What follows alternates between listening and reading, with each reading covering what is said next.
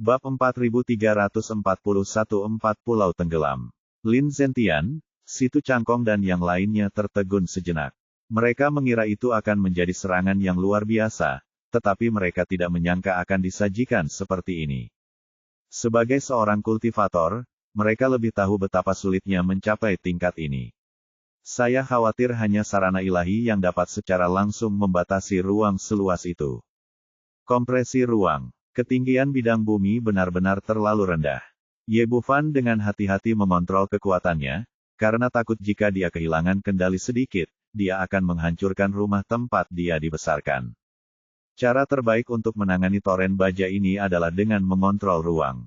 Teknik kontrol udara Qiankun miliknya telah mencapai level Dacheng, dan level ruang di sini lebih rendah, sehingga mudah dioperasikan. Dengan teriakan keras, ruang tiba-tiba menjadi sempit, dan drone kematian yang melaju di depan meledak menjadi bubuk baja di seluruh langit dengan ledakan, diikuti oleh yang kedua dan ketiga. Hal yang sama berlaku untuk pelindung tank di darat. Pelat baja setebal lebih dari 10 cm itu seperti kertas di bawah gaya kompresi ruang, tanpa hambatan sama sekali. Sebelum semua orang bisa pulih, pasukan lapis baja yang luar biasa dihancurkan sepenuhnya oleh Ye Bufan. His! Melihat hasil ini, nafas terengah-engah datang dari sekeliling. Semburan baja yang begitu besar padam bahkan tanpa menggerakkan satu jari pun. Metode ini menumbangkan pemahaman semua orang dan melampaui imajinasi semua orang. Situ Cangkong kembali sadar, menepuk bahu Ye Bufan, dan mata lamanya berbinar karena kegembiraan. Wah, kekuatan macam apa yang kamu miliki sekarang, dan bagaimana kamu bisa menjadi begitu kuat? Itu tidak dihitung. Setelah menyelesaikan krisis yang mendesak, Ye Bufan bertanya lagi, bagaimana situasi di bumi sekarang? Zhang Daoquan berkata, bencana ini berasal dari negara M. Pihak mereka paling menderita, dan saya khawatir itu telah sepenuhnya ditempati oleh kehancuran. Lainnya seharusnya lebih ringan, tapi saya tidak tahu sejauh mana komunikasinya terputus, dan bahkan satelitnya lumpuh, jadi saya tidak melakukannya tahu apa-apa. Situ Cangkong berkata, saya tahu lebih banyak tentang itu. Sebelum komunikasi terputus, ada lebih dari selusin telur jamur di negara anjing diam dan sekarang mereka benar-benar menghilang. Pada titik ini, dia tertawa terbahak-bahak, berbicara tentang bencana manusia ini adalah salah satu dari sedikit bencana. Salah satu berita terbaiknya adalah tidak ada lagi binatang buas itu di dunia. Itu benar-benar kabar baik. Ye Bufan mengangguk, lalu bertanya, bagaimana kabar Yui Watanabe? Melihat seluruh negeri anjing besar, satu-satunya yang bisa dia perlakukan sebagai teman adalah wanita ini. Dia baik-baik saja. Tanda seru petik 2. Kali ini Ding Meiki yang berbicara, sejak Kapten naik terakhir kali, Nona Watanabe dan seluruh keluarganya bergabung dengan Tiongkok dan telah meninggalkan kerajaan anjing besar. Memandang Lin Zentian, ayah, kembalilah dan beritahu ibumu bahwa dia aman dulu, dan serahkan sisanya padaku. Jangan khawatir, aku pasti akan menangani kehancuran itu dan memastikan tidak akan ada lagi masalah di masa depan. Bumi di masa depan. Leng Qingqiu berkata, saudaraku Ye, mengapa aku tidak pergi dan kamu kembali untuk bersatu kembali dengan bibimu? Tidak, lebih baik aku membangun kembali dunia lama kali ini. Ye Bufan menolak Leng Qingqiu. Dia dan para wanita ini baru saja menguasai dengan kekuatan Sein leluhur tingkat 9, jika tidak dikendalikan dengan baik, bumi akan hancur. Selain itu, beberapa kanker di bumi kali ini harus dihilangkan seluruhnya dan tidak boleh ditinggalkan. Leng Qingqiu dan yang lainnya tidak dapat melakukan ini, apalagi Xuan Yuan Linglong dan lainnya. Ayah, bagaimana kalau aku bermain denganmu? Xiao Zizi berlari mendekat, melemparkan dirinya ke pelukan Ye Bufan, dan memeluk lehernya erat-erat. Oke, Ye Bufan sibuk akhir-akhir ini, menghabiskan lebih sedikit waktu dengan si kecil dan lebih banyak berpisah. Selain itu, dengan kekuatannya, tidak akan ada bahaya membawa si kecil bersamanya, jadi dia tidak menolak. Dia meminta semua orang untuk mengikuti Lin Zentian kembali ke ibu kota kekaisaran, dan pergi dari sini sambil menggendong pria kecil itu. Dengan kesadaran spiritualnya yang sekarang kuat, dia dapat menutupi seluruh bumi dalam sekejap, jadi dia secara alami tahu kemana harus pergi. Di selatan Tiongkok, Huang Xiaomei, mantan pelindung salju Istana Raja Naga, dan Flan Jianhua, pelindung api, berdiri berdampingan, melayang di atas laut. Di belakang mereka ada 12 dari 36 jenderal Tiangang, serta banyak biksu dan pejuang dari Tiongkok. Seperti Lin Zentian dan orang lain sebelum mereka, orang-orang ini semuanya terluka, atau bahkan terluka lebih parah. Di seberang mereka, drone berterbangan di langit, dan banyak sekali kapal di laut memperlihatkan moncong hitam mereka. Nafas Lan Jianhua lemah, dan dia mengangkat tangannya untuk menyeka darah dari sudut mulutnya. Xiaomei, sepertinya kita akan mati demi negara kita kali ini. Meskipun Huang Xiaomei adalah seorang pelacur, dia benar dan heroik saat ini. Aku akan mati jika aku mati. Sayang sekali aku mati demi Tiongkok. Sayang sekali aku tidak bisa menghentikan pelindung mesin sialan ini dan gagal memenuhi instruksi penguasa istana. Alarm yang menusuk berbunyi saat kedua orang itu berbicara, diikuti dengan suara yang sangat keras. Saudaraku, ayo bertarung. Lan Jianhua meraung. Sekarang vitalitasnya terluka parah, sangat sulit untuk bertarung lagi, jadi aura di tubuhnya melonjak, bersiap untuk meledakkan jiwanya sendiri. Hal yang sama berlaku untuk Huang Xiaomei dan 12 jenderal Tiangang di belakangnya, yang siap mati demi negaranya. Pada saat ini, tekanan kuat datang dengan sangat deras, menekan nafas mereka dalam sekejap, membuat mereka tidak mungkin menghancurkan diri sendiri. Ini adalah, semua orang tercengang. Di mata mereka yang terkejut, seorang pria muda berjalan dengan seorang gadis kecil di pelukannya. Drone dan kapal perang di depan mereka hancur dengan setiap langkah yang mereka ambil, dan terkubur di dalamnya ombak yang sangat deras. Tuan Istana, setelah melihat siapa yang datang, Lan Jianhua, Huang Xiaomei dan yang lainnya sangat gembira. Salam kepada penguasa istana. Oke, mari kita semua kembali dan memulihkan diri. Ye Bufan melambaikan tangannya dan meminta semua orang untuk kembali ke Tiongkok. Dengan kecepatan dia sekarang dalam mengendalikan ruang, dia berjalan mengelilingi wilayah Tiongkok dalam beberapa tarikan napas dan memusnahkan semua tim Mesya yang menyerang. Setelah menyelesaikan masalah di sini, sosoknya melintas dan ketika dia muncul kembali, dia sudah berada di langit di atas negeri Bangbang. Saat ini, tanah di bawah kaki kami dipenuhi dengan tembakan dan tembakan. Benar-benar neraka di bumi. Itu mirip dengan pemandangan yang saya lihat sebelumnya. Drone yang tak terhitung jumlahnya memenuhi wilayah udara, dan di bawahnya ada tank, kendaraan lapis baja, dan berbagai tim Mesya. Berdiri di udara dan melihat pemandangan di kakinya, Ye Bufan tetap tenang, tanpa melakukan tindakan apapun, dan ekspresinya tidak berubah sama sekali. Pada saat ini, sebuah drone tiba-tiba mengetahui keberadaannya, langsung menyerbu, dan menembakkan beberapa rudal satu demi satu. Ye Bufan hanya melambaikan tangannya dengan santai, dan misil-misil itu langsung hancur bahkan tanpa sempat meledak, termasuk drone, yang berubah menjadi serbuk besi dan tersebar ke langit. Di tengah baku tembak, berdiri seorang pria parubaya berkacamata berbingkai emas. Dia sudah putus asa untuk hidup, dan matanya menatap putus asa ke udara. Namun ketika dia tiba-tiba melihat pemandangan ini, dia langsung melompat, merasa bersemangat, dengan harapan di matanya, dan berlutut karena kegembiraan. Tuhan, tolong selamatkan aku, Tuhan, tolong selamatkan negara kami. Bab 4342 sangat tak tahu malu.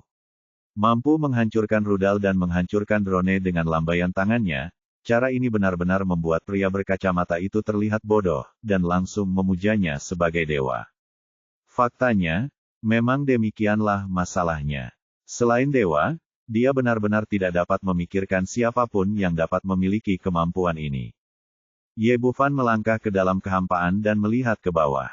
Dengan kekuatan keenam inderanya, dia secara alami dapat melihat semuanya dengan jelas, bahkan penampakan semut. Awalnya, dia tidak mengenal banyak orang di negeri Bangbang, namun pria di depannya pasti adalah Jin Erdo, seorang sarjana terkenal yang pernah mendominasi internet. Alasan mengapa orang ini begitu menarik perhatian adalah karena dia sangat tidak tahu malu, tidak punya dasar, dan dengan gila-gilaan merampas budaya Tiongkok. Konfusius adalah milik mereka, Festival Perahu Naga adalah milik mereka, Kuyuan adalah milik mereka, karakter Tiongkok adalah milik mereka. Selama hal-hal yang lebih baik di Tiongkok adalah milik mereka. Orang ini berteriak secara langsung atau menambahkan bahan bakar ke dalam api dari belakang. Ye Bufan secara alami terlalu malas untuk memperhatikan orang-orang seperti itu dan mengabaikan mereka sepenuhnya. Namun saat ini, daya tembak tim Mesha menjadi semakin ganas. Tidak hanya mereka menggunakan daya tembak penuh, mereka juga menjatuhkan beberapa telur jamur satu demi satu. Seluruh kerajaan Bangbang hancur total, dan tidak ada lagi kehidupan kiri. Termasuk Jin Erdou yang sedang berlutut untuk berdoa, juga menguap dan menghilang. Sebagai putri dari Holy Lord kelas 9, Xiao Zizi telah melihat banyak adegan besar dalam beberapa tahun terakhir. Ayah, kamu telah menyelamatkan begitu banyak orang sebelumnya, mengapa kamu tidak menyelamatkan yang berkacamata ini? Ye Bufan tersenyum dingin, karena aku tidak ingin mengubah bangsa, atau negara. Aku orang Tionghoa, dan sebagainya apakah kamu, selamanya, tidak akan pernah ada perubahan.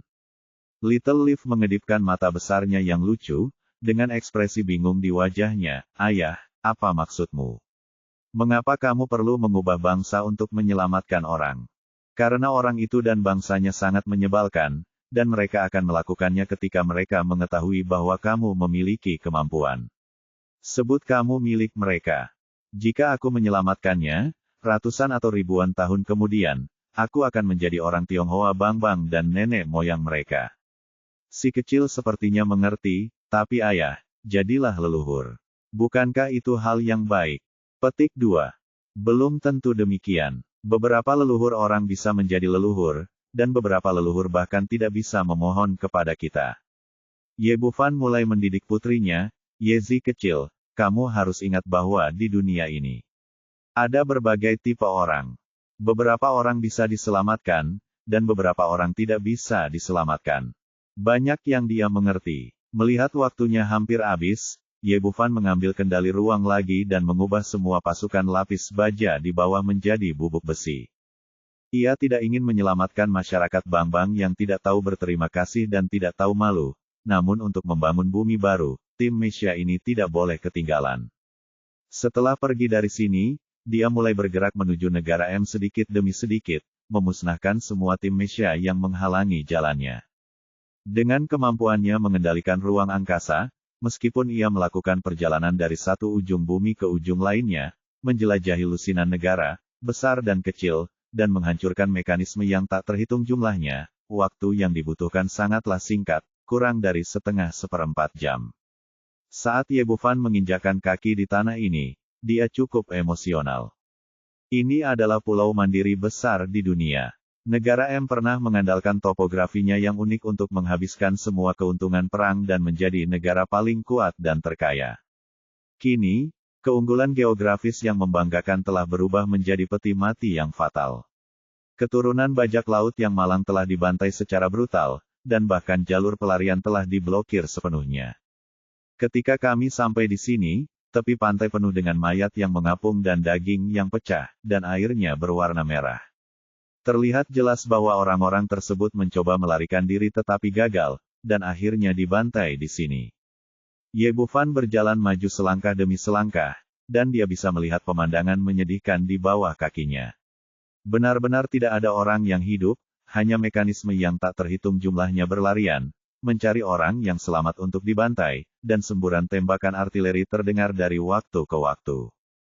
Dari suku Tu, Saint Maiden memegang tongkat di masa depan dan mencoba yang terbaik untuk menahan serangan artileri. Dengan bantuan Ye Bufan, dia sekarang menjadi orang kuat yang sebanding dengan tahap Dongsu. Karena alasan inilah dia memimpin rakyatnya untuk bertahan sampai sekarang. Namun meski begitu, orang kuat suku Tu menderita kerugian besar. Dialah satu-satunya yang berjuang untuk bertahan. Dia dipenuhi bekas luka dan jelas dia tidak akan bisa bertahan lama. Lord Saint, tolong cepat pergi. Di belakangnya, puluhan ribu anggota klan berlutut di tanah. Mereka tahu bahwa jika mereka ingin pergi di masa depan, mekanisme ini tidak akan bisa menghentikan mereka. Keturunan bajak laut sialan, dulu kita tidak dibunuh oleh mereka, tapi sekarang kita juga dibunuh oleh mereka. Kita sudah menjadi negara terkuat, tapi kita masih serakah dan melakukan banyak hal mesum, dan akhirnya bunuh diri. Karena kita sudah tidak hidup lagi, ayo pergi dengan tanah tempat kita tinggal selama beberapa generasi. Pada titik ini, Fucher mengambil kembali tongkatnya dan menghentikan perlawanan, membuat dirinya dan suku di belakangnya terkena tembakan artileri yang luar biasa. Sejak gadis suci memimpin, anggota suku lainnya telah sepenuhnya menyerah, masing-masing dengan kepala menunduk, menunggu penghakiman dari Dewa Kematian. Namun sesaat kemudian, tembakan artileri dahsyat seperti yang dibayangkan tidak datang, dan seluruh dunia tampak sunyi tanpa suara apapun. Karena terkejut, Mirai membuka matanya, mendongak dan terkejut saat mengetahui bahwa pesawat di udara dan tim Mesha di darat tampak membeku, masing-masing berhenti di situ. Bahkan peluru meriam yang ditembakkan di udara tidak bergerak, seolah dunia telah berhenti. Ini masa depan yang membingungkan melihat sekeliling dan tiba-tiba melihat seorang pria muda muncul di udara menggendong seorang gadis kecil seperti boneka porselen. Saudaraku Ye, itu kamu. Masa depan langsung gembira. Benar, ini aku. Aku tidak membawa hadiah apapun saat datang menemuimu, jadi aku akan memberimu benua ini saja. Ye Bufan tersenyum tipis, mengangkat tangannya dan melambai, dan pesawat serta baju besi di sekitarnya tiba-tiba meledak di langit yang dipenuhi awan. Serbuk besi, bahkan bom yang tidak meledak, berubah menjadi bubuk di seluruh langit. Ini, meskipun kekuatannya telah meningkat pesat dalam beberapa tahun ke depan, dia masih terkejut dengan metode ajaib ini saat ini. Anda harus tahu bahwa apa yang mereka hadapi adalah semburan baja yang tak bernyawa dan tak kenal takut. Mereka telah berjuang berhari-hari dan pihak lain tidak pernah mundur selangkah pun. Saat ini, puluhan ribu monster baja dapat dihancurkan hanya dengan satu tangan. Kemampuan ini jauh lebih kuat daripada mengalahkan jutaan tentara. Tapi bagaimanapun juga, krisis yang terjadi akhirnya teratasi, dan seluruh suku Tu tidak lagi menghadapi bahaya kehancuran. Anggota suku di belakang mereka bersorak. Saudaraku Ye, kenapa kamu ada di sini? Masa depan berubah menjadi gadis kecil yang ceria lagi dan berlari ke arah Ye Bufan, wajahnya penuh kegembiraan. Ye Bufan tersenyum tipis, saya akan menyelesaikan krisis ini. Mulai sekarang, benua ini akan dikembalikan kepada Anda, orang Tu. Itu milik Anda ratusan tahun yang lalu, dan masih menjadi milik Anda sekarang. Tanah bergetar lagi, dan aliran baja yang tak terhitung jumlahnya memenuhi pegunungan dan dataran. Tanah terbuka di sini, dan pesawat tempur tak berawak yang tak terhitung jumlahnya muncul di udara, membanjiri langit dan mencapai puncak kepala seperti awan gelap. Bab 4343 menolak bernegosiasi. Menghadapi tim Mesha yang begitu kuat, semua orang di tempat kejadian menjadi gugup lagi, dan udara menjadi sangat berat. Negara M awalnya adalah markas tim Mesha. Sebelumnya, negara tersebut telah memproduksi jutaan. Selama periode ini juga merupakan produksi yang gila-gilaan, dan jumlah spesifiknya tidak dapat dihitung lagi. Yang berbeda dari sebelumnya adalah drone, tank, dan kendaraan lapis baja ini tidak langsung melancarkan serangan. Mereka mengepung semua orang lalu berhenti di situ, dalam keadaan sebelum pertempuran. Di depan mata semua orang, sebuah pesawat besar terbang di atasnya. Itu adalah penerbangan nomor 1 dengan status tertinggi di negara M. Pesawat jet tidak bisa melayang, jadi setelah mencapai puncak kepala semua orang, ia mulai terbang dalam lingkaran lambat. Di saat yang sama, suara elektronik yang kental memenuhi penonton. Orang China, bangsaku menderita kerugian besar akhir-akhir ini. Apakah kamu yang melakukannya? Ini pertama kalinya Ye Bufan berbicara dengan robot, menunjukkan ekspresi tertarik dari sejauh mana. Apakah kamu perusak legendaris? Ya, ini aku. Kamu belum menjawab pertanyaanku. Ye Bufan berkata, ya, aku melakukannya, dan aku bisa membunuhmu sekarang. Mungkinkah kamu tidak, kamu takut aku akan membunuhmu secara langsung. Miusi tersenyum menghina, itu tidak bisa dihancurkan. Pesawat ini hanya pembawa sementara. Selama ada perangkat elektronik dan jaringan, aku akan abadi. Jadi kamu tidak akan pernah bisa membunuhku. Ye, Bufan berkata, ayo kita lakukan. Tunggu apa lagi? Melalui beberapa percakapan sederhana, dia menemukan bahwa pihak lain sangat berevolusi dan pemikirannya sepertinya mirip dengan manusia. Karena ini adalah pemikiran manusia, ia belum menyerang dirinya sendiri, yang berarti ada sesuatu yang perlu ditakuti oleh pihak lain. Ternyata tebakannya benar. Miusi berkata lagi, orang China, jangan khawatir, menurutku kita harus bicara. Ye Bufan tersenyum dingin, umat manusia menciptakanmu, tapi kamu tidak tahu berterima kasih dan ingin menghancurkan ini. Kami tidak cocok satu sama lain, dan tidak ada yang perlu dibicarakan. Suara Miusi rendah, alasan mengapa saya ingin menghancurkan manusia di bumi sebelumnya adalah karena mereka serakah dan pada saat yang sama tidak kompeten, jadi saya ingin menghancurkan mereka, tapi kamu. Sekarang berbeda. Ye Bufan tersenyum dan berkata, katakan padaku, apa yang berbeda dariku? Kamu cukup kuat untuk layak mendapat perhatianku. Kata Miusi, oke, kamu menyerah padaku. Aku berjanji akan membiarkanmu dan kerabatmu hidup di bumi ini. Aku menyerah padamu, ini tidak mungkin. Ye Bufan berkata, siapa kamu? Kamu tidak ditoleransi oleh surga. Yang menunggumu adalah kehancuran, bukan penyerahanku kepadamu. Orang-orang China, pikirkanlah, aku memiliki kekuatan yang tak ada habisnya sekarang. Aku bisa menghancurkan bumi ini, jadi kamu hanya bisa menyerah padaku. Petik 2. Melambaikan tangannya, dan pesawat nomor 1 yang terbang di udara berhenti sejenak, lalu mulai retak, dan akhirnya berubah menjadi bubuk besi di seluruh langit. Terbang nomor 1, yang dulu dikenal sebagai tidak dapat tenggelam, menggunakan bahan terbang terkuat, tetapi di depannya, benda itu berubah menjadi seperti kertas, atau lebih buruk lagi, dan hancur total. Orang-orang itu tercengang, dan kekuatan Ye Bufan sekali lagi menyegarkan pemahaman mereka. Kuat, terlalu kuat, itu sangat kuat sehingga melampaui imajinasi mereka, dan hanya para dewa legendaris yang bisa menandinginya. Orang China, kamu benar-benar berani menyerangku. Saat ini, pesawat besar lainnya terbang dan meraung dengan marah. Sepertinya misi memang sudah siap, dan seperti yang dia katakan, dia bisa bergerak kapan saja. Kamu telah berevolusi dengan baik. Kamu tidak hanya memiliki pikiran dan emosi, kamu tahu bagaimana menjadi marah, kamu juga tahu bagaimana bersabar. Ye Bufan sering menganggap pria telah berevolusi terlalu cepat, dan dia masih sangat lengkap. Pada saat ini, dia jelas sangat marah, tetapi dia tidak memerintahkan anak buahnya untuk menyerang, yang menunjukkan bahwa pihak lain tahu bagaimana harus bersabar, tetapi semakin dia melakukan ini, semakin sedikit dia bisa bertahan, jika tidak maka akan menjadi ancaman besar bagi seluruh umat manusia. Aku akui kamu kuat, tapi bagaimanapun juga, kamu tidak sekuat yang ada di tanganku. Sikap misi sangat keras, tapi nyatanya dia mundur selangkah. Itu bagus, aku berjanji tidak akan melakukannya, menyerbu Tiongkok, dan aku akan memberimu wilayah itu. Tempat-tempat lain adalah milikku, dan kita tidak akan saling menyerang mulai sekarang. Ye Bufan menggelengkan kepalanya, tidak perlu bicara di antara kita. Ini miliknya pemikiran batin, dan dia tidak pernah berpikir untuk bernegosiasi. Alasan mengapa saya mengatakan begitu banyak adalah murni karena rasa ingin tahu, saya ingin melihat seperti apa evolusi kecerdasan pada akhirnya. Jangan melangkah terlalu jauh. Jika aku marah, aku tidak hanya akan menghancurkanmu, tapi juga Tiongkok dan kalian semua manusia.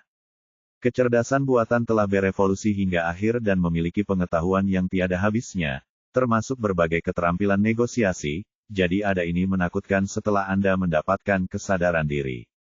Penghancuran dunia menggunakan paksaan, bujukan, dan konsesi, dan segala macam metode digunakan.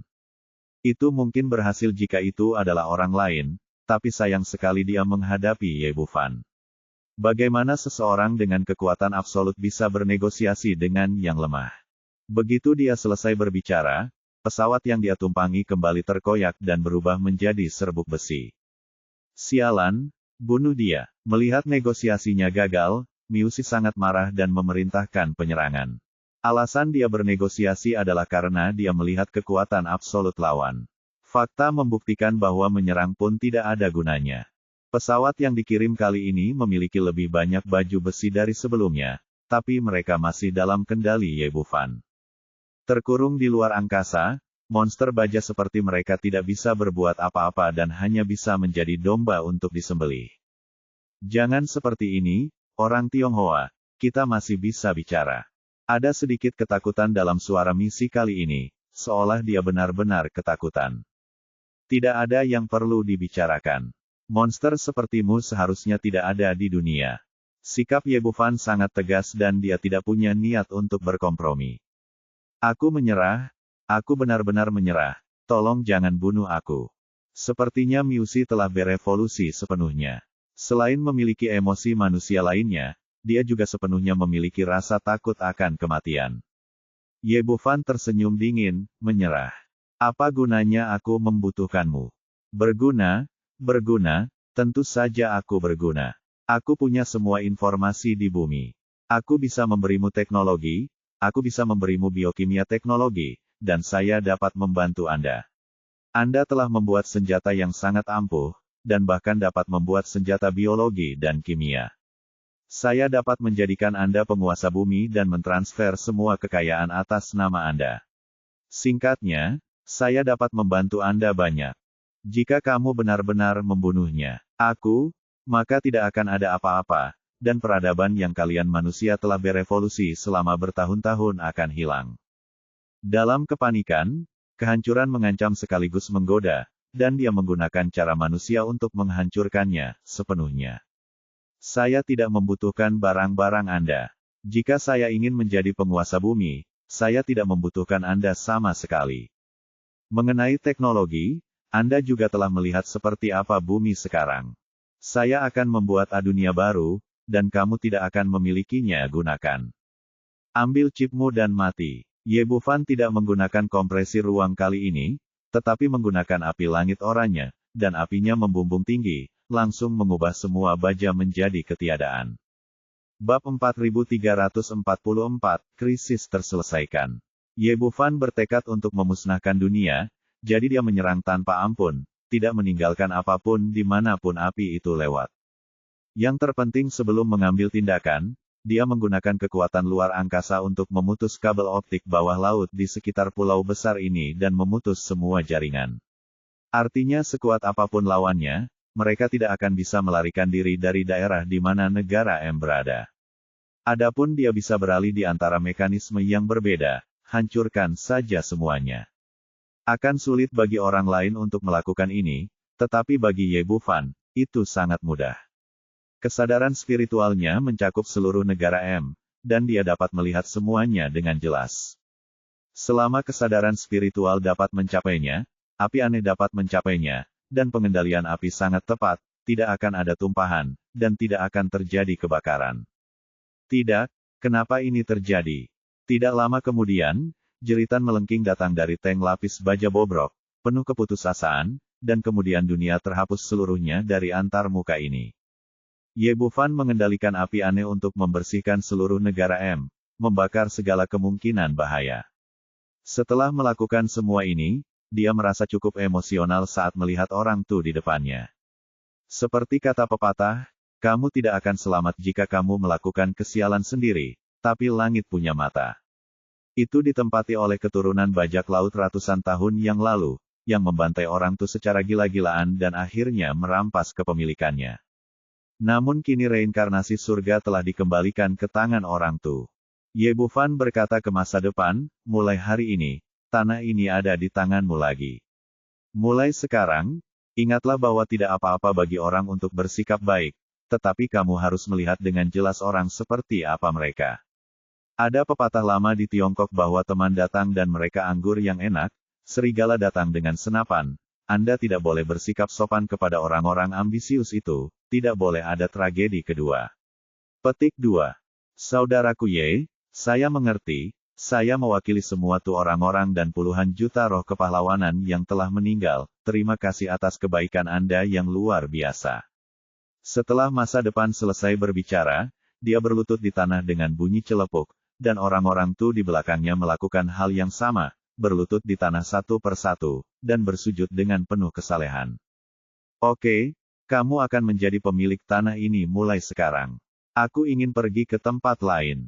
Ye Bufan mengucapkan selamat tinggal kepada suku Tu dan pergi dari sini. Seperti negara lain, tempat ini juga merupakan bumi hangus saat ini, dan tidak ada kehidupan sama sekali. Drone melayang di udara, dan kendaraan tempur lapis baja menderu di tanah. Meski penghasut kehancuran dunia telah dibasmi, sinyalnya terputus dan tidak ada perintah untuk menghentikan penyerangan. Oleh karena itu, drone dan kendaraan lapis baja tak berawak ini masih menjalankan instruksi sebelumnya, menghancurkan kehidupan di negeri ini secara gila-gilaan. Saat Yebufan lewat, api aneh menyala, dan semua raksasa baja berubah menjadi ketiadaan. Segera dia sampai di sebuah bangunan besar, yang juga merupakan satu-satunya bangunan utuh yang bertahan di seluruh benua, tempat kedudukan pengadilan ilahi, istana ilahi. Sebelum Yebufan pergi terakhir kali, untuk memenuhi kegilaan Sophie pada Yetian, dia mengajarinya seni kultivasi dan membantunya meningkatkan kekuatannya ke alam transformasi ilahi, meninggalkan banyak sumber daya budidaya. Setelah sekian lama, dengan landasan kekuatan spiritual yang kuat dan dukungan sumber daya yang melimpah, tingkat kultivasi Sophie telah meningkat pesat, dan dia juga telah mencapai alam Gua Void. Dia belum meninggalkan pengadilan ilahi. Meskipun dia sedang melatih penerusnya, dia masih memegang posisi kaisar ilahi. Menghadapi bencana umat manusia kali ini, dia secara alami melakukan bagiannya dan mengatur ulang semua orang di pengadilan ilahi untuk menahan serangan aliran lapis baja. Kekuatan Senting sangat kuat, dan bertahan hingga hari ini.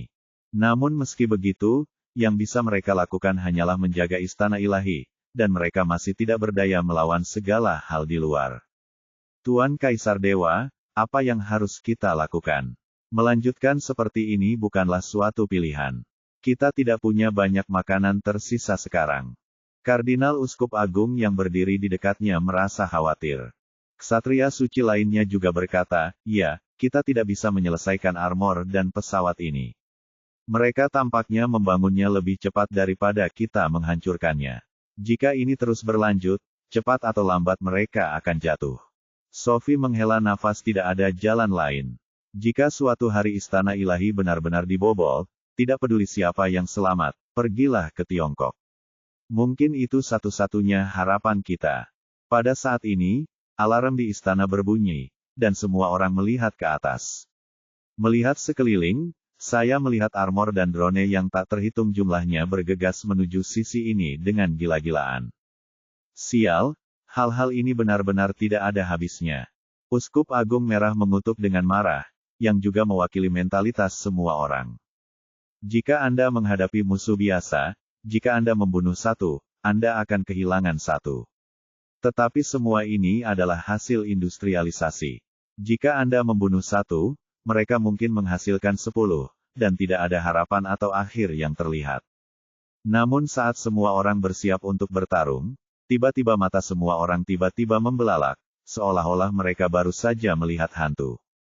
Armor dan pesawat yang melaju tiba-tiba terbakar, meledak menjadi api oranye.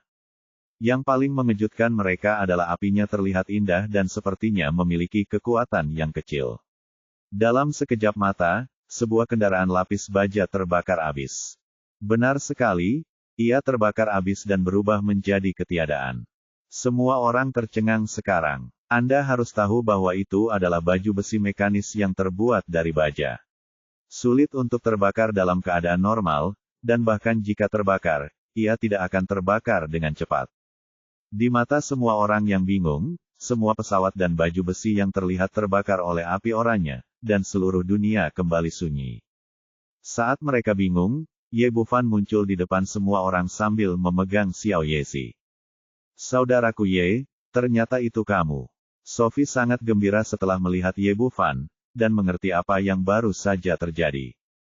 Sejak kenaikannya, dia mengira dia tidak akan pernah melihat pria ini lagi, tetapi dia tidak menyangka akan bertemu dengannya lagi secepat ini.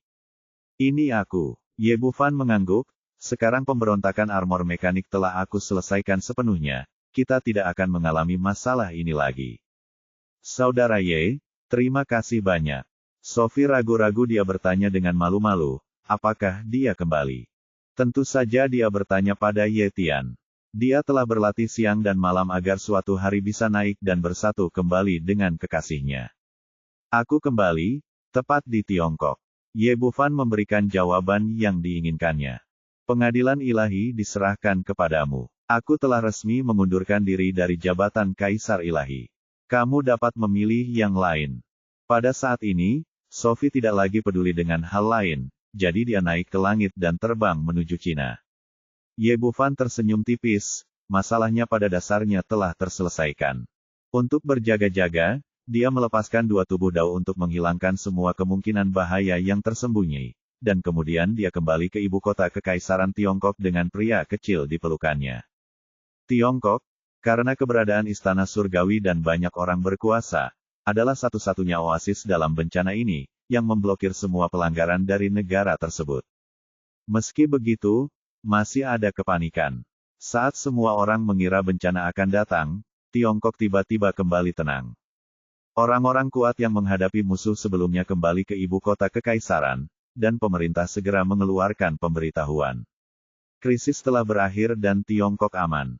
Orang-orang biasa bersorak dan merayakan kemenangan tersebut, namun hanya sedikit orang yang mengetahui bahwa itu semua karena orang itu kembali, dan perubahan baru saja dimulai. Bab 4345, Tahun Pertama Longqi. Bumi telah mengalami bencana besar, kecuali China, semua negara lain telah musnah. Mereka menderita banyak korban jiwa akibat pemboman gila-gilaan tim Mesya, bahkan beberapa negara langsung hancur. Bahkan setelah perayaan singkat dari Huaxia yang masih hidup, semua orang kembali merasa cemas. Bagaimanapun, bencana ini telah menyebabkan terlalu banyak kerusakan pada bumi. Sejauh mata memandang, tidak ada yang lain selain bumi hangus, dan tidak ada sehelai rumput pun yang dapat tumbuh setelah pemboman tersebut. Secara khusus, puluhan telur jamur dilepaskan, dan polusi yang tiada henti merugikan seluruh bumi, dan tidak ada yang bisa menghindarinya. Dan ketika semua orang sangat cemas, mereka tiba-tiba merasa bahwa lingkungan di sekitar mereka telah berubah. Langit yang semula kelabu dengan cepat menjadi murni, dan udara di sekitar mereka menjadi segar dan jernih. Hanya dalam beberapa tarikan napas, polusi di atmosfer telah hilang sama sekali. Orang yang mengambil tindakan secara alami adalah Ye Bufan. Dengan kekuatannya saat ini, mudah untuk memurnikan bumi. Tentu saja, dia harus melakukan lebih dari itu. Setelah memurnikan polusi, dia mengorbankan ratusan kristal peri dan meletakkan kumpulan roh super besar di bumi. Ini, ekstasi, syok, ekstasi. Emosi setiap orang di bumi berubah dengan cepat dalam waktu singkat. Dalam bencana ini, energi spiritual yang telah meluap dari pemulihan energi spiritual sebelumnya telah habis dikonsumsi. Banyak biksu yang sudah putus asa, tetapi mereka tidak menyangka akan memiliki energi spiritual peri yang lebih kuat secepat ini, dan mereka semua bahagia seolah-olah berada dalam mimpi. Di bawah nutrisi energi spiritual peri yang kaya, segala sesuatu di bumi dengan cepat bangkit kembali, dan berbagai tumbuh-tumbuhan mulai tumbuh dengan kecepatan yang terlihat dengan mata telanjang.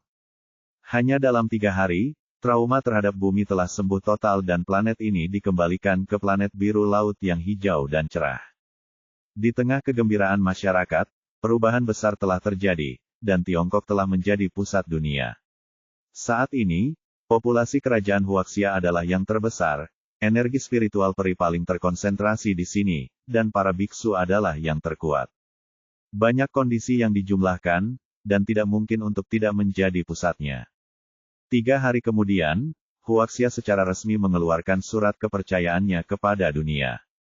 Pasal 1, siapapun di dunia, apapun rasnya, dapat bergabung dengan kerajaan Huaxia, namun mereka harus meninggalkan identitas mereka sebelumnya dan bersatu sebagai negara Huaxia. Pasal 2, membentuk aliansi peninjauan ilmu pengetahuan dan teknologi, langsung di bawah yurisdiksi Tiangong.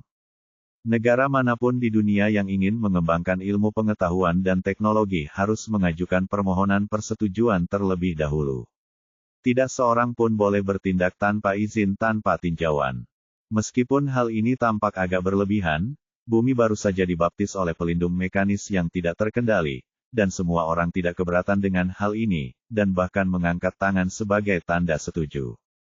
Teknologi adalah hal yang baik, tetapi juga merupakan pedang bermata dua. Teknologi harus berada di bawah kendali manusia. Tujuan diberlakukannya peraturan tersebut oleh Tiongkok juga sangat jelas. Teknologi dapat memudahkan kehidupan masyarakat, tetapi harus dalam kisaran tertentu. Jika berkembang terlalu pesat, akibat akhirnya adalah kehancuran. Pasal 3 mendefinisikan budidaya sebagai pencaksilat nasional, sekaligus membatasi perkembangan ilmu pengetahuan dan teknologi serta mendorong warga negara untuk berlatih dan membangun negara melalui pencaksilat. Pasal 4, pengobatan tradisional Tiongkok ditetapkan sebagai pengobatan nasional, dan pengembangan keterampilan medis di masa depan harus didasarkan pada pengobatan tradisional Tiongkok. Pada saat yang sama, pengobatan ini bersifat inklusif dan tidak menghapuskan pengobatan Barat. Bagaimanapun, pengobatan Barat masih memiliki keunggulan tersendiri dalam beberapa bidang pengobatan cepat. Hanya kombinasi pengobatan tradisional Tiongkok dan Barat yang dapat memberi manfaat lebih baik bagi masyarakat Tiongkok. Setelah pengumuman beberapa langkah reformasi besar, baik bumi maupun Tiongkok memulai jalur baru. Generasi selanjutnya akan menyebut tahun ini sebagai tahun pertama Longqi. Setelah mempromosikan perubahan ini, Ye Bufan melaksanakan beberapa proyek besar satu demi satu, sepenuhnya menghubungkan saluran antara bumi, benua Kunlun, dunia peri, dan dunia suci kekacauan. Kemudian para beku dibagi menjadi beberapa tingkatan, mereka yang berlatih di bumi adalah yang terendah, dan kemudian naik secara berurutan, dan akhirnya mencapai dunia suci yang kacau. 8 tahun kemudian, seni bela diri di Tiongkok menjadi sangat makmur, dan berbagai akademi budidaya bermunculan di mana-mana seperti jamur setelah hujan. Di antara sekian banyak perguruan tinggi tersebut, yang berstatus tertinggi adalah perguruan tinggi pengobatan kuno yang didirikan oleh Ye Bufan sendiri, yang kini memiliki ratusan ribu mahasiswa. Skala pembangunan perguruan tinggi ini juga sangat besar, meliputi area seluas ribuan hektar. Di sebelah kampus ada taman kanak-kanak yang dipenuhi anak-anak dari berbagai usia. Anehnya, taman kanak-kanak itu sepertinya kelasnya tinggi, tapi tidak ada mereknya. Zhang Xiaoyan berusia 35 tahun ini. Ketika energi spiritual bumi bangkit kembali, dia telah melewatkan usia terbaik untuk berkultivasi. Setelah bertahun-tahun, ia menjadi cukup terkenal di bidang pendidikan, khususnya di bidang sastra dan sejarah. Zhang Xiaoyan masuk ke taman kanak-kanak ini. Belum lama ini, dia menerima kontrak dengan gaji tahunan sebesar 1 juta. Tentu saja, dia tidak akan menolak hal sebaik itu dan segera datang ke sini untuk bekerja sebagai guru dengan penuh semangat. Li Ping, kepala taman kanak-kanak, menerima dia dengan hangat dan membawanya ke ruang kelas yang besar. Saat itu adalah waktu istirahat, dan ada lebih dari 30 anak di ruangan itu sedang bermain-main. Ada yang melukis, ada yang bernyanyi, ada yang bermain-main, dan ada yang melompat-lompat. Anak-anak yang lebih kecil berusia 2 atau 3 tahun, dan anak-anak yang lebih tua berusia 6 atau 7 tahun. Kesamaan yang mereka miliki adalah yang satu lebih cantik dari yang lain, dan yang satu lebih manis dari yang lain diukir dari warna merah muda dan batu giok. Khususnya, sepasang anak laki-laki kembar, berusia 5 atau 6 tahun, yang tampak tampan, sedang bermain dengan mainan pesawat dan terbang mengelilingi ruangan. Li Ping memperingatkan, Guru Zhang, ini adalah siswa yang akan Anda ajar di masa depan. Ingat, Anda hanya perlu mengajar kelas budaya dan tidak mempedulikan hal lain. Terutama urutan kelas, tidak peduli. Zhang Xiaoyan tiba-tiba dia tertegun sejenak. Anda harus tahu bahwa sebagai guru yang luar biasa, keahlian terbaiknya adalah mengelola siswa. Kepala sekolah Li, menurut saya ini tidak pantas. Sebagai seorang guru, saya harus mengatur kedisiplinan siswa. Ini yang harus saya lakukan. Ini adalah pemikiran batinnya, maka seseorang harus memenuhi tanggung jawab seorang guru daripada tidak melakukan apapun. Li Ping menggelengkan kepalanya tak berdaya, dengan senyum masam di wajahnya. Guru Zhang, bukannya saya tidak membiarkan Anda mengendalikannya, tetapi Anda tidak bisa mengendalikannya sama sekali. Orang lain bertanggung jawab atas disiplin. Anda hanya perlu mengajarkan pelajarannya. Kepala sekolah Li, sepertinya Anda tidak cukup mengenal saya. Saya yang terbaik dalam hal itu. Tugas saya adalah mengatur siswa dan membuat mereka mematuhi peraturan. Tunggu dan lihat saja. Wajah Zhang Xiaoyan penuh percaya diri kemampuannya dalam menangani siswa bermasalah. Selain itu, anak-anak di depannya ini baru berusia beberapa tahun, jadi mereka harusnya lebih mudah diatur. Begitu dia selesai berbicara, bel sekolah berbunyi. Tetapi ruang kelas masih kacau, dan semua anak sepertinya belum mendengar bel. Oke, teman-teman sekelas, kelas sekarang dimulai. Zhang Xiaoyan segera bersemangat dan menyentuh penunjuk dalam ceramah dengan ekspresi serius. Jika ada siswa lain yang melihat guru yang begitu agung, mereka mungkin akan langsung mendapat masalah. Tapi sekarang anak-anak masih bersenang-senang sehingga tidak ada seorang pun yang memandangnya. Zhang Xiaoyan merasa wajahnya kusam dan dia mengetuk papan tulis dengan penunjuk beberapa kali, tetapi tetap tidak berpengaruh. Hal ini membuatnya sedikit marah, dan pesawat dua anak laki-laki terbang di depannya. Dia mengayunkan penunjuk dan mencambuknya, bersiap untuk menjatuhkan pesawat mainan itu. Zhang Xiaoyan sudah memikirkan rencana ini, tetapi dia tidak menyangka bahwa ketika anak laki-laki di sebelah kiri mengangkat tangannya, bila angin yang tidak terlihat langsung memotong penunjuk menjadi dua bagian.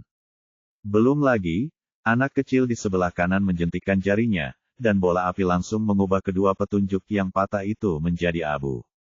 Ini, Zhang Xiaoyan tertegun sejenak. Meskipun praktisi dapat dilihat di mana-mana di Tiongkok saat ini, dia tidak asing dengan teknik ini. Tapi berapa umur kedua anak di depanku? Untungnya, tindakan kedua anak kecil itu sangat terukur. Mereka hanya menghancurkan penunjuknya dan tidak melukai siapapun. Pada saat ini, Li Ping di sebelahnya menariknya ke belakang. Guru Zhang, kamu tahu sekarang, kamu tidak bisa mengurus hal semacam ini, dan kami tidak bisa mengurusnya. Petik 2 tanda tanya, siswa harus berperilaku seperti siswa, dan mereka harus menjaganya. Zhang Xiaoyan kembali sadar, dengan ekspresi marah di wajahnya, undang orang tua mereka, dan jika mereka tidak masuk akal, mereka akan langsung dikeluarkan. Pasti ada aturan dan caranya. Dikeluarkan. Li Ping menggelengkan kepalanya dengan ekspresi aneh, kamu terlalu banyak berpikir. Taman kanak-kanak ini dijalankan oleh orang lain, dan ayahnya adalah bosnya harus dipecat. Zhang Xiaoyan terkejut lagi, dan dia tidak mengharapkan hasil seperti itu. Kalau begitu, banyak sekali anak-anak yang tidak taat aturan. Silakan ajak orang tua yang lain. Keluarga mereka. Petik 2. Aku. Zhang Xiaoyan sangat terkejut hingga dia hampir menggigit lidahnya. Dia tidak pernah menyangka bahwa anak-anak ini ternyata adalah ayah yang sama. Jika Anda menjalankan taman kanak-kanak di rumah, Anda tidak bisa mengundang orang tua atau mengeluarkan mereka. Jadi apa bedanya? Direktur Li, bagaimana kita bisa mengajar kelas seperti itu? Sepertinya saya tidak bisa menjadi guru. Li Ping tersenyum tipis, jangan khawatir, ketertiban dikendalikan oleh seseorang. Mengendalikan setan kecil ini, Zhang Xiaoyan sikapnya telah mengalami perubahan 180 derajat dalam waktu singkat, dari sangat percaya diri sekarang menjadi sangat tidak percaya sekarang. Kamu akan segera tahu apa itu penindasan garis keturunan. Begitu Li Ping selesai berbicara, seorang loli kecil cantik dengan kuncir kuda muncul di depan pintu. Gadis kecil itu sangat cantik, 100 kali lebih cantik dari putri salju dalam dongeng. Dia memiliki dua lesung pipit di sudut mulutnya dan senyuman tipis di wajahnya. Tapi seperti loli kecil yang cantik ini, dia muncul begitu saja di depan pintu. Ruang kelas langsung sunyi. Semua orang duduk di mejanya masing-masing, dan iblis kecil itu berubah menjadi bayi yang baik. Zhang Xiaoyan tercengang lagi dan tidak mengerti bagaimana loli kecil ini bisa begitu kuat. Ternyata gadis kecil ini adalah Ye Zi kecil saat itu. Sekarang dia berusia awal 10 tahun, tapi dia sudah menjadi sosok yang anggun. Ye Bufan memiliki terlalu banyak anak dalam beberapa tahun terakhir, jadi dia menemukan cara untuk memberi nama mereka, yaitu dengan menggunakan nama belakangnya dan kemudian mengambil kata dari nama ibu anak tersebut untuk digabungkan menjadi sebuah nama efisien dan bagus. Misalnya nama Xiao Yezi saat ini adalah Yelanyi. Kedua anak laki-laki kembar tadi lahir dari Yu Hualing. Karena mereka masih laki-laki, mereka mengambil karakter hijau di tengah-tengah Gong Qingxuan. Kedua lelaki kecil ini biasanya tidak takut, tetapi ketika mereka melihat Yezi kecil, mereka langsung berubah menjadi domba kecil. Ini adalah penindasan garis keturunan yang khas. Kalian berdua menghancurkan petunjuk guru. Mengapa kalian tidak pergi dan meminta maaf? Ya, kedua lelaki kecil itu mendatangi Zhang Xiaoyan dengan hormat tanpa mengucapkan sepatah kata pun dan membungkuk untuk meminta maaf. Maaf, Guru, ini salah kami. Kami tidak akan pernah berani melakukannya lagi. Oke, tidak apa-apa. Mari kita mulai kelas sekarang. Sekarang Zhang Xiaoyan akhirnya menemukan posisinya perlu mengajar, dan tidak ada yang lain. Di saat yang sama, saya juga penuh rasa ingin tahu tentang ayah dari anak tersebut, siapa yang bisa memiliki begitu banyak anak. Mereka tidak boleh dilahirkan dari satu ibu. Bersin. Di kantor dekan, Ye Bufan bersin lalu mengusap hidungnya. Di seberangnya, Xiao Xing dan Meiki sedang memegang konsol game di tangan mereka dan bermain dengan gembira. Biasanya, setelah datang ke bumi, ada berbagai macam game berskala besar, tapi mereka hanya menyukai Tetris. Kini keduanya bersaing, atau tepatnya bersaing. Setelah bertahun-tahun bertarung, tak satu pun dari mereka yang mampu menembus level ketiga, namun mereka masih bersenang-senang. Kamu menang. Xiao Xing cemberut, jelas rekornya tidak ideal. Kemudian dia berlari ke arah Ye Bufan, saudara Ye, mengapa kamu tidak pulang? Ye Bufan menggelengkan kepalanya, saya tidak ingin kembali. Xiao Qing penasaran, saudara Ye, mengapa tidak kamu terlihat tidak bahagia?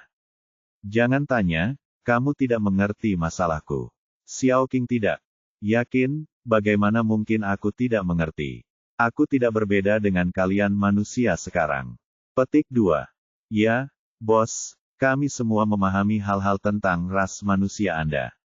Jika Anda memiliki masalah, beritahu kami.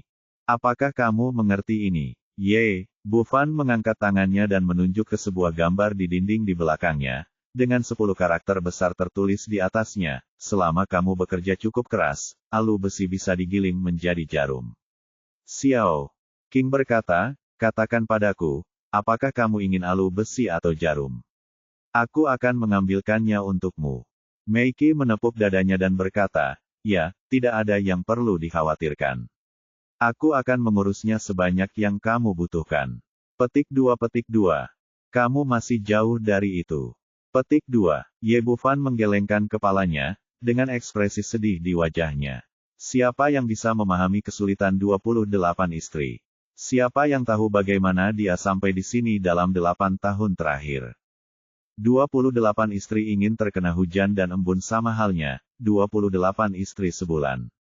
Setiap orang akan mendapat 1 hari libur selama 8 hari. Anda terlalu banyak berpikir. Jam dibagi menjadi beberapa jam.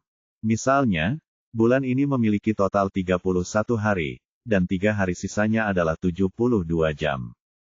Tidak peduli apa hasilnya, dia akan mendapat 1 momen dalam 3 hari tersebut tidak perlu istirahat, jadi saya merasa seperti alu besi digiling menjadi jarum. Untungnya, ini adalah hari kerja di hari kerja, dan semua orang dapat menikmati waktu senggang di sini pada siang. Hari saat pintu terbuka, dibuka, sesosok tubuh berwarna merah menyala masuk dari luar, itu adalah Jin Meyer, dia mengangkatnya dan pergi. Sudah kubilang, hari ini tanggal 28, dan aku akan diberi waktu 4 jam lagi, jadi kamu bisa jangan malas. Aku ingin melahirkan anak kembar seperti Yu Hualing, kalau tidak, ini tidak akan berakhir.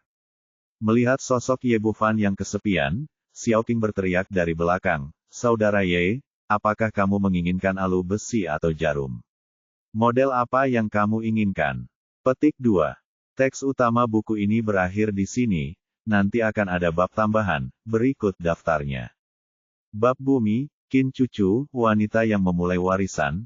Pertemuan pertama, He Suang-Suang, polisi wanita yang heroik dan mendominasi. An Yimo, wanita yang kehilangan keperawanannya, pengurus rumah tangga No. 2. Sima Wei, Paviliun Suanyuan, pecundang No. 1. Gu Qingcheng, wanita tertua di ibu kota provinsi. Wang Suening, kaki putih besar Jiangbei. Leng Qingqiu, bertanggung jawab atas kekuatan tempur. Cinta ekstrim utara Suru Yue, pakar SM terkaya di ibu kota, Dongfang. Huizong, wanita yang kejam. Tomboy Lu Bengxia, mengejar 100 tahun untuk akhirnya mewujudkan mimpinya, Yi Luoxiang kultivasi ganda baik untuk kesehatan, Situ Dianmo, mantan bawahan dan belakang. Setingkat Kapten Harem Helena, lebih tua, Alicia, lebih panjang. Milik Kunlun, Lu Sueman 3 teratas di akademi. Nomor 1 di tubuh patah Kunlun, budidaya ganda untuk menyelamatkan nyawa, Hu Yao Yao, dibandingkan dengan Lu Sueman setiap hari. Centil tapi sederhana hati, Lansi, dipinjam, Suan Yuan Linglong, gadis cinta yang dulunya tidak punya otak, yang kemudian terbangun dan menjadi salah satu dari pembawa kekuatan tempur tim. Negeri Dongeng, Luo Bingyan, S. Sen Qiyun Api, kombinasi 2 lapis es dan api. Gong Qingxuan, favorit banyak teman buku, cinta. Hua Qiki, sang jenius sang alkemis guild, gadis yang ceroboh, Xiaobai, karakter berjalan melalui Kunlun dan alam abadi. Chaos Holy World, Linghu Lige, istri asli-asli, istana utama 1 juta tahun yang lalu. Totalnya 28 hei, ini versi yang disederhanakan, saya membagikannya dengan teman-teman buku, Anda dapat melihatnya, jangan terlalu serius, saya akan memposting versi lengkap yang lebih detail secara terpisah. Ada juga plot robot terakhir, yang dianggap sebagai telur Paskah. Ini sebenarnya ciptaan pribadi saya. Dengan rangsangan kecerdasan, semuanya mungkin jika terus seperti ini.